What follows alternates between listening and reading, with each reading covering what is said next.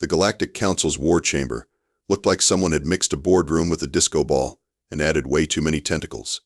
Ambassador Zorblatt, a particularly smug amphibian who looked like a toad that had discovered hair gel, slapped his webbed hand against the holographic table with enough force to make his gill slits flutter indignantly. "This is preposterous," Zorblatt croaked, his voice carrying that special kind of authority that only comes from being wrong about everything for centuries. "How can these primitive humans continue to defeat our superior tactical algorithms? We have quantum processors. We have battle simulations that account for 17 different dimensions of warfare." General Klaxon, whose exoskeleton gleamed with what could charitably be called military polish but looked more like beetle wax, clicked his mandibles in agreement. His compound eyes reflected the holographic battlefield displays in thousands of tiny fragments, making him look perpetually confused, which, to be fair, he usually was. "The humans make no sense," Klaxon buzzed through his breathing holes. "Yesterday, they retreated from a winning position on Kepler 442 billion, only to somehow appear behind our main fleet 12 hours later. Our battle computers are calculating probabilities that should not exist in this universe." The other council members, a collection of beings that looked like they'd been designed by committee using random animal parts and a concerning amount of slime, nodded sagely. They'd been having this exact conversation for 6 months now, ever since the quick police action against Earth had turned into the most embarrassing military campaign in galactic history. Perhaps, wheezed High Counselor Blopnik, whose species had evolved from what appeared to be sentient pudding, "we should consult the human liaison. She has been observing our sessions." The entire chamber fell silent except for the occasional bubble from Blopnik's respiratory membrane. In the corner, almost forgotten like a piece of furniture that occasionally moved, sat Dr. Luna Park. She was human, obviously, with dark hair pulled back in a ponytail that had seen better days and glasses that she kept adjusting while muttering numbers under her breath. "The human?" Zorblatt's voice dripped with the kind of disdain usually reserved for discovering something unpleasant on your shoe. "She has contributed nothing but meaningless babble about mathematical probabilities. Yesterday she spent 3 hours explaining why the number 47 appears too frequently in our casualty reports." Luna looked up from her tablet, where she'd been drawing what appeared to be extremely complex geometric patterns mixed with doodles of cats. "Actually, the 47 frequency suggests a non-random distribution pattern in your tactical decision matrix. It's creating predictable vulnerability windows every 2.7 standard time units, which correlates with your commander's caffeine metabolism cycles." The aliens stared at her. Then they stared at each other. Then they went back to staring at her. "See?" Zorblatt gestured with both hands, his webbed fingers spreading dramatically. "Complete nonsense. Caffeine metabolism? We don't even drink caffeine." "No," Luna said, pushing her glasses up her nose, "but your neural stimulants have a similar biochemical signature. The point is, your decision-making follows patterns that—" "Enough," Klaxon interrupted, his wing cases rattling with irritation. "We did not conquer 47 star systems by listening to the random theories of primitive mammals. We need real solutions, not human pseudoscience." Luna shrugged and went back to her doodling. "Sure thing, General. Just remember that chaos theory isn't actually about chaos. It's about finding the patterns in apparent randomness." The aliens exchanged looks that clearly communicated their shared opinion. Humans were weird, and this one was weirder than most. The next morning's strategy session began like all the others, with Zorblatt making grand pronouncements about galactic superiority, while gesturing at holographic star charts that showed an alarming number of red zones where human forces had done something impossibly annoying. "Our intelligence suggests the humans are planning to attack the supply depot at Rigel 7, Zorblatt announced, his throat sac inflating with what he probably thought was impressive authority. "It is obviously their next logical target." Luna, who had been quietly scribbling in the margins of official documents, suddenly looked up. "Oh, that's interesting. The probability matrix for that assumption carries a 67.3% error coefficient when you factor in the lunar cycle correlation with human decision-making patterns." General Klaxon's antennae twitched in annoyance. "Lunar cycles? The humans are operating in deep space. There are no moons." Not those lunar cycles, Luna said, now drawing what looked like a flowchart mixed with constellation patterns on the official war map. I'm talking about the psychological lunar cycles inherent in mammalian decision-making processes. Every 28.3 standard days, human tactical preferences shift toward unconventional approaches by approximately 23.7%. The assembled aliens looked at each other with expressions that ranged from confusion to barely contained contempt. Admiral McSquishface, and yes, that was actually his name, the result of a translation error that had somehow become official, rippled his chromatophore patches in what his species considered polite disagreement. Dr. Park, McSquishface bubbled through his gill slits. With all due respect to your species' primitive understanding of warfare, we have been conducting military operations for millennia. Our tactical computers have never encountered anything like these human maneuvers. Luna nodded absently while adding more geometric patterns to her doodles. That's because you're using linear thinking against non-linear opponents. It's like trying to predict a hurricane by studying the individual water molecules. Just then, Captain Rex Stone entered the chamber. Rex looked like someone had taken the concept of gruff military advisor and sculpted it out of determination and coffee stains. His uniform was regulation perfect, his expression suggested he'd rather be anywhere else, and his tolerance for alien politics appeared to hover somewhere around absolute zero. "Morning, folks," Rex said, his voice carrying the kind of flat professionalism that could make "have a nice day" sound like a threat. "I've got the overnight reports from the Rigel sector." "Excellent," Zorblatt croaked. "What news of the human forces approaching our supply depot?" Rex glanced at his datapad, then at Luna, who was now drawing what appeared to be a three-dimensional maze on the holographic display. "Well, sir, that's the thing. The humans aren't heading for Rigel 7. They've completely bypassed it, and are currently attacking 3 different mining operations in the Vega system." The silence in the chamber was the kind of quiet that usually preceded either enlightenment or explosions. Zorblatt's gill slits fluttered rapidly. "That makes no tactical sense whatsoever. The mining operations have minimal strategic value." Luna looked up from her increasingly complex doodles. "Unless you consider the rare earth elements required for quantum processor manufacturing, disrupt the supply chain, and your tactical computers start developing calculation delays of approximately 0.3 seconds per operation." 0.3 seconds is nothing, Klaxon buzzed dismissively. "In hyperspace combat, 0.3 seconds is the difference between a successful maneuver and becoming space debris," Rex said dryly. "The doc might have a point." Luna beamed at him like he'd just solved a particularly tricky puzzle. "See? Captain Stone understands that small variables can produce exponentially large effects. It's like the butterfly effect, but with spaceships and explosions." She accidentally bumped into the holographic display controls while reaching for her coffee, causing the star map to zoom in on a sector that showed curious patterns of ship movements, patterns that looked suspiciously similar to the geometric designs she'd been doodling. "Oops," Luna said, seemingly unaware that half the council was now staring at the display with growing unease. "Clumsy me. These human hands weren't designed for your sophisticated alien interfaces." But Admiral McSquishface's chromatophores had shifted to a pattern his species used to indicate deep thought or mild panic.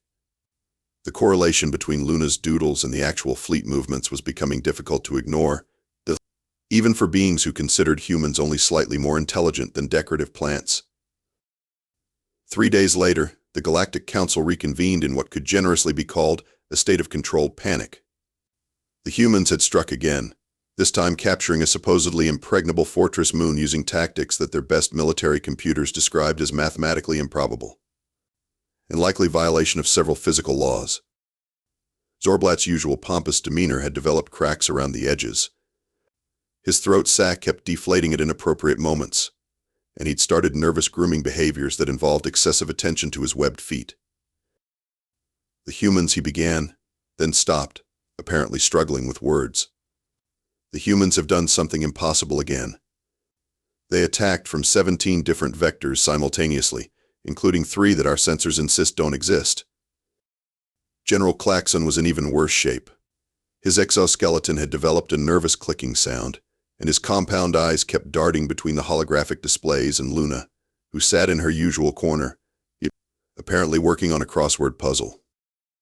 Our battle computers, Klaxon buzzed, have started requesting therapy subroutines.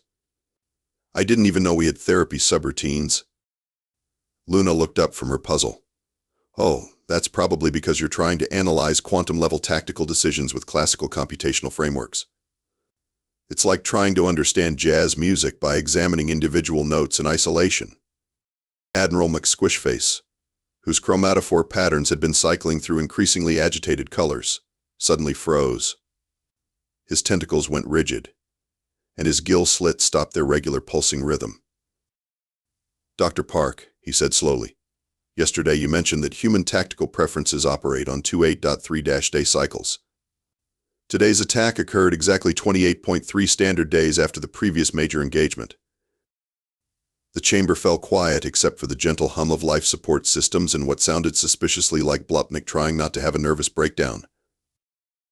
Luna smiled, the kind of smile usually associated with elementary school teachers explaining why 2 + 2 = 4. "Coincidence is just pattern recognition waiting to happen, Admiral.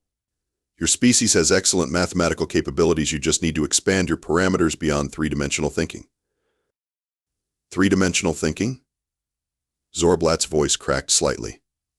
"We operate in 17-dimensional tactical space." "Yes, but you're using linear processing algorithms," Luna said, now sketching what appeared to be a 4-dimensional cube on her tablet.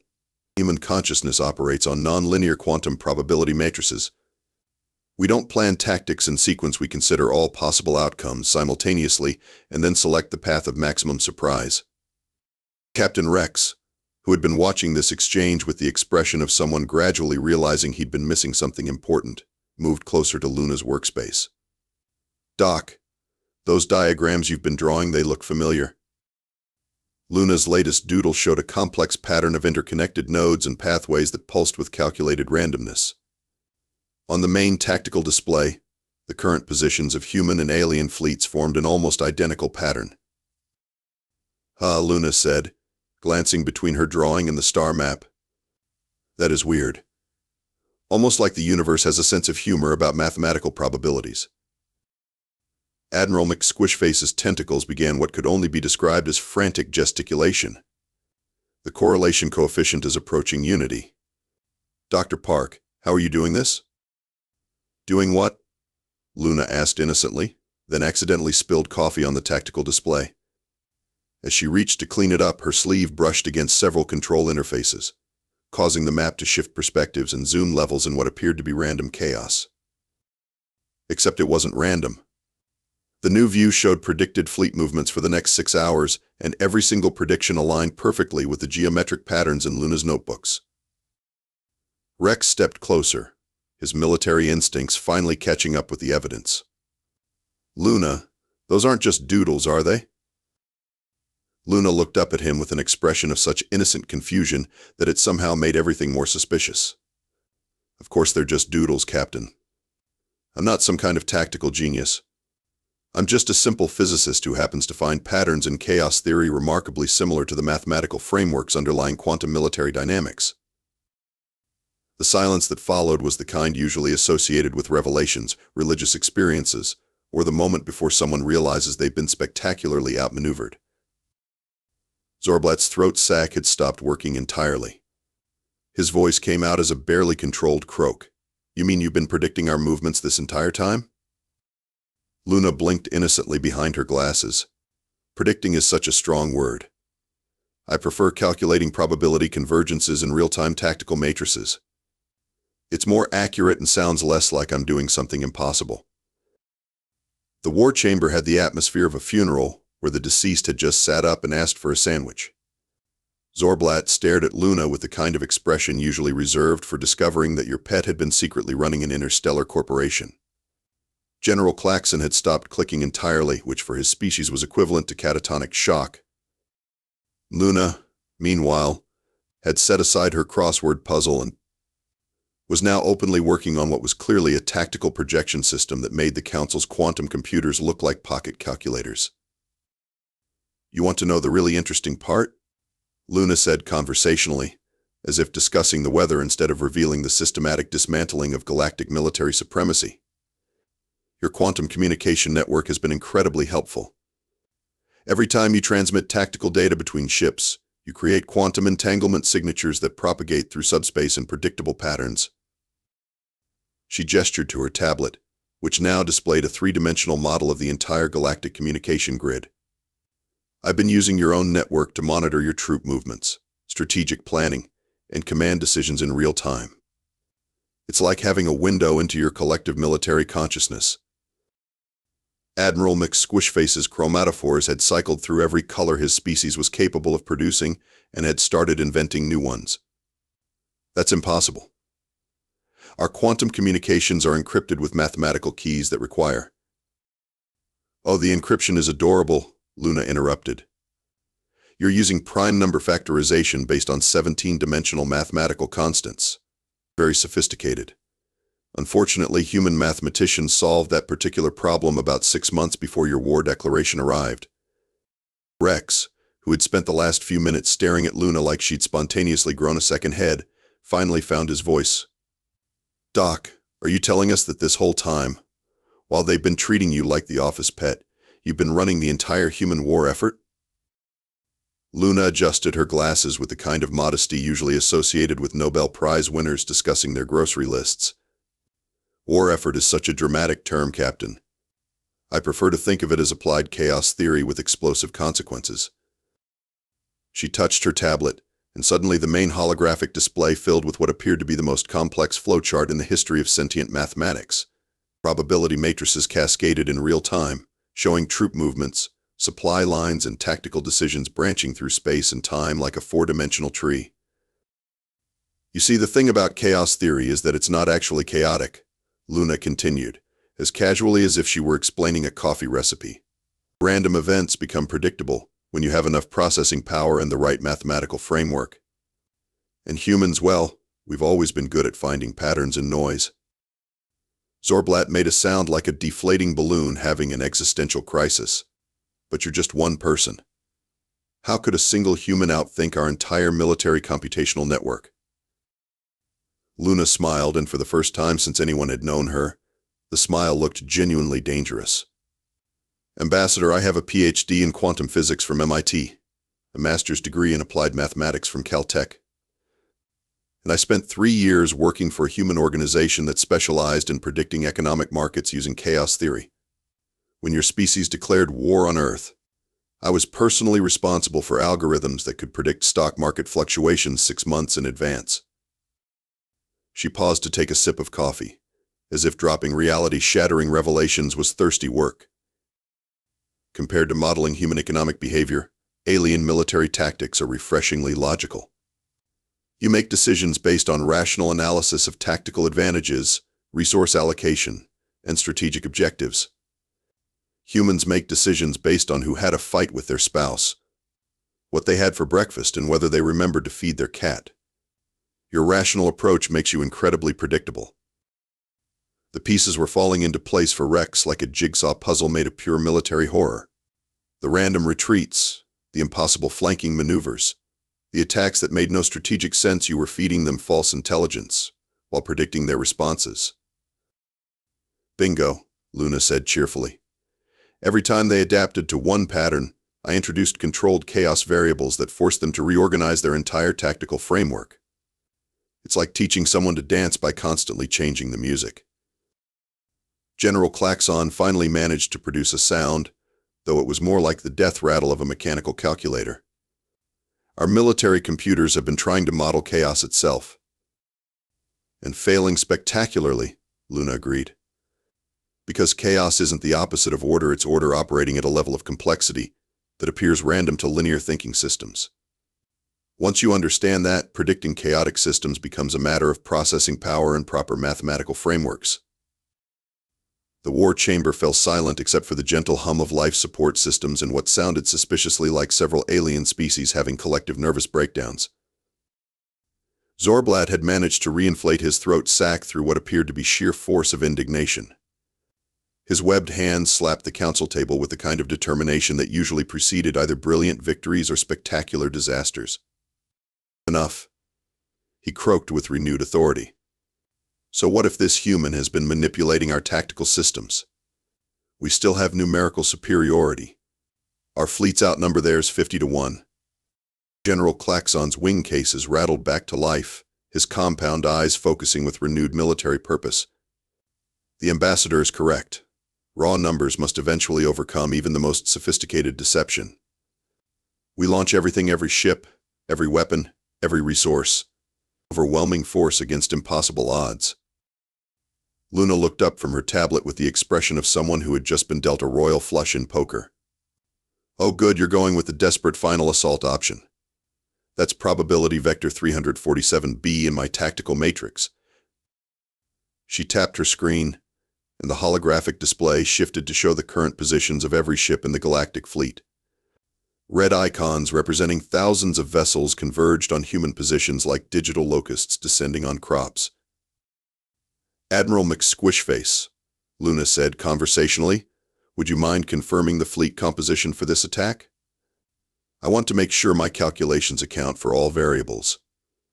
McSquishface, whose chromatophores had settled into a pattern resembling confusion mixed with morbid fascination, rippled his tentacles over the display controls. 17,000 battlecruisers, 43,000 fighters, 12 dreadnoughts, and our entire carrier fleet. Every operational vessel in the galactic military. Perfect, Luna said, making notes on her tablet like she was planning a picnic. That gives us approximately 4.7 minutes of conventional engagement before the chaos variables kick in. Rex moved to look over Luna's shoulder at her calculations. What he saw there made him take an involuntary step backward. Doc, those numbers, are you sure about this? Captain, I've been modeling this exact scenario for 3 months, Luna replied. The beautiful thing about desperate final assaults is that they're mathematically predictable. When rational beings become irrational, they follow surprisingly consistent patterns. On the holographic display, the massive alien fleet had begun its approach toward human positions. It looked like the definition of overwhelming force, a tide of ships that could blot out stars. Then Luna touched a single control on her tablet. The display changed. Suddenly, the human fleet positions weren't where the aliens thought they were. Ships that had appeared to be fleeing in panic were revealed to be executing a complex three-dimensional maneuver that folded space around the attacking fleet like a closing fist. You see, Luna explained to the increasingly horrified council members, humans don't fight fair. Fair is for species that have only evolved on one planet. We learned warfare from a universe that includes hurricanes, earthquakes, and honey badgers. Our military philosophy can be summed up as if you're not cheating, you're not trying hard enough. The real-time tactical display showed the alien fleet's overwhelming assault transforming into something that looked suspiciously like a carefully orchestrated disaster. Human ships appeared from impossible vectors, using what appeared to be violations of several physical laws to position themselves exactly where Luna's calculations had predicted they would need to be. Impossible. Zorblatt croaked, but his voice lacked conviction. Our sensors show no indication of human vessels in those positions. Stealth technology is so linear, Luna said dismissively. Why hide your ships when you can convince the enemy's sensors to look in the wrong direction? Human military engineers have been studying quantum observer effect theory for decades. If you can control what the enemy observes, you control what they believe is real. The battle unfolded like a mathematical proof written in explosions and debris. Every alien tactical decision had been anticipated, countered, and turned into an advantage for human forces. What should have been an overwhelming victory became a systematic deconstruction of galactic military power. How? General Klaxon's voice had lost all authority, becoming a barely comprehensible buzz of defeat. Luna looked up from her tablet with genuine sympathy. General, you made the classic mistake of assuming your enemy was playing the same game you were. You've been fighting a traditional military engagement. Humans have been conducting a chaos theory experiment with military applications. The holographic display showed the final moments of the galactic fleet not destroyed, but systematically disabled, captured, and in some cases, apparently convinced to switch sides through methods that defied conventional understanding. And that, Luna concluded cheerfully, is how you defeat a superior enemy using inferior resources, You don't fight their strengths, you make their strengths irrelevant. The surrender ceremony took place in what had once been the Galactic Council's most impressive chamber, now decorated with human flags and what appeared to be a banner reading humanity, exceeding expectations since 2045. Luna sat at the head of the table, still wearing her slightly rumpled lab coat, still occasionally doodling in her notebook. Zorblatt, whose throat sac had apparently given up on dignity entirely, signed the surrender documents with webbed fingers that trembled slightly. I still don't understand how you did it. Our military computers are requesting early retirement. Luna looked up from her latest doodle, a surprisingly accurate portrait of a dejected amphibian diplomat. Ambassador, your computers weren't designed to process non-linear warfare. You were trying to solve quantum equations using classical mathematics. It's like trying to understand poetry by analyzing grammar rules. General Klaxon, who had spent the last hour making clicking sounds that his species used to express profound philosophical confusion, managed to form actual words. But the chaos, how do you control chaos? That's the beautiful irony, Luna explained, setting down her pen and adjusting her glasses. You don't control chaos. You dance with it. Human military doctrine is based on a simple principle. If the enemy can't predict what you're going to do, they can't prepare an effective counter-strategy. Captain Rex, who had spent the past week reevaluating everything he thought he knew about warfare, shook his head with grudging admiration. Doc, I've been in the military for 20 years and I still don't completely understand what you did. Luna beamed at him with the enthusiasm of a teacher whose student had finally grasped a particularly complex concept. Captain, remember what I said about chaos theory? It's not about randomness, it's about finding patterns in apparent disorder. Human consciousness naturally operates on quantum probability principles. We don't make decisions sequentially like artificial intelligence systems. We consider multiple possibilities simultaneously and then collapse the probability wave into action. Admiral McSquishface, whose chromatophores had finally settled into what his species considered dignified defeat, rippled his tentacles thoughtfully. So human military strategy is based on quantum consciousness principles? More or less, Luna agreed, though we prefer to call it organized confusion with tactical applications. It sounds less pretentious. She gestured to the holographic display, which now showed human ships patrolling former galactic territories with what appeared to be suspicious efficiency. The thing about underestimating humans is that we've spent our entire evolutionary history being underestimated by everything from saber-toothed tigers to natural disasters. We've learned to turn disadvantages into advantages.